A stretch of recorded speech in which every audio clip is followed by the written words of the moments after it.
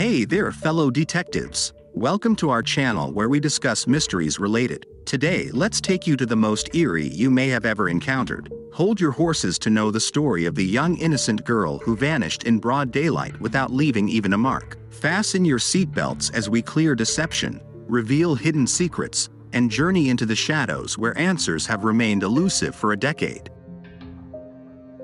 Imagine this. There is Camp Sloan, a heaven full of fun and excitement. Connie Smith, a young lady filled with energy and mischief, was right in the thick of it all. But then, in a blink of an eye, she vanished into thin air, leaving everyone startled and horrified. The girl, who was 5 feet tall and weighed 100 pounds, left the camp for an unspecified reason as Connie's fellow campers went to breakfast. According to information about the case provided by Detective Michael Downs of the Western District Major Crime Squad, she was last seen around 7:50 a.m. wearing blue shorts, a long-sleeved blouse and a bright red zipped wind cheater. She was believed to be in possession of a black zippered pocketbook that held pictures of her friends. She was last observed by numerous passing vehicles on Route 44, where Belgo Road intersects, while she was walking towards downtown Lakeville. The petrified but hopeful people searched for her. However, as the sun set that day, there was no sign of Connie Smith. The formerly happy camp turned into a somber sight of grief and confusion in just a few moments. There is a massive list of questions going through everyone's mind with no possibility of explanation yet. Where was she? What had happened to their little girl? Are one of the common questions that can be heard. All this is followed by a deep, exhausting investigation which is only supported by a set of clues and theories.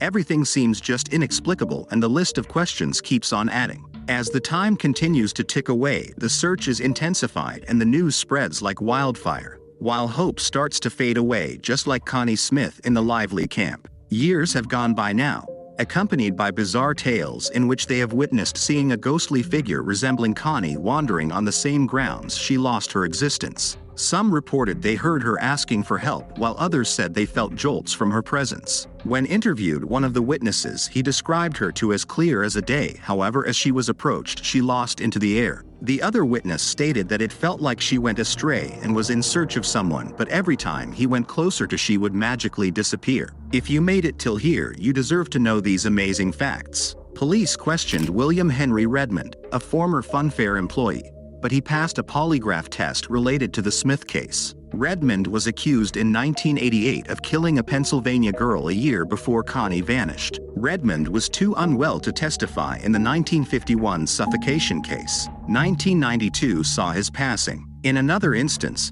Detective Downs, traveling salesman Frederick Pope admitted to Ohio police in April 1953 that he knew where Connie was. According to Pope, Jack Walker and he picked up Connie near Route 44 and promised to take her back to Wyoming. Pope confessed that Walker had murdered Connie in Arizona. Later, according to Pope, Walker was killed using a tire iron, he told police. When examined more closely, Pope's story unraveled, according to Downs. In order to be accepted into a psychiatric facility, he later acknowledged the false nature of the story. He was not considered a suspect. Just when hope was shattered, they got a hand on a fresh lead. Decades after her sudden disappearance, an old journal was discovered, hidden away in a deserted cabin near Camp Sloan. The journal found belonged to a former counselor who was present at the camp when Connie disappeared. But things got further complicated. They found that the journal contained ambiguous entries hinting at secrets hushed for years. The entries demonstrated an elaborate cover-up, which took the case to the next level. Soon enough, the puzzle, which was not close to the jigsaw puzzle, was put together and things started to make a little sense.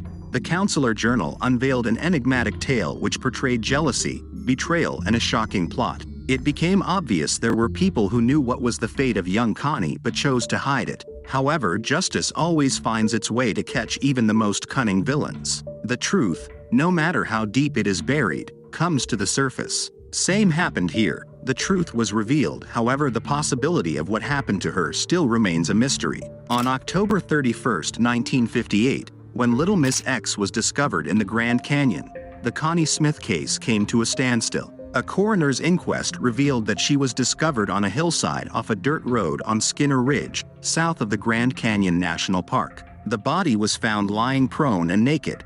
It had likely been there for more than a year. It was assumed that the hair had been dyed artificially. Nearby, there were clothes, a comb, jewelry, and a case with nail files. The death certificate states that the bones were interred in Flagstaff Citizen Cemetery on September 23, 1959, after any associations with missing local Arizona girls had been ruled out. 3 years later, Arizona forensics experts excavated Little Miss X's bones and compared her teeth to those in Connie's dental records after receiving a tip from Connecticut State Police in a letter, according to Downs. The experiments at the time were unsuccessful. However, Connie Smith's brother is still convinced that Connie and Little Miss X could be the same person. Nels J. Smith, who was 13 years old when his sister vanished, is now 79 years old and resides close to Sundance, Wyoming. Little Miss X's dental chart matched Connie's dental chart in 4 out of 5 dental points, according to Smith, and the fillings employed the same technique and material. The gap in the teeth was still present,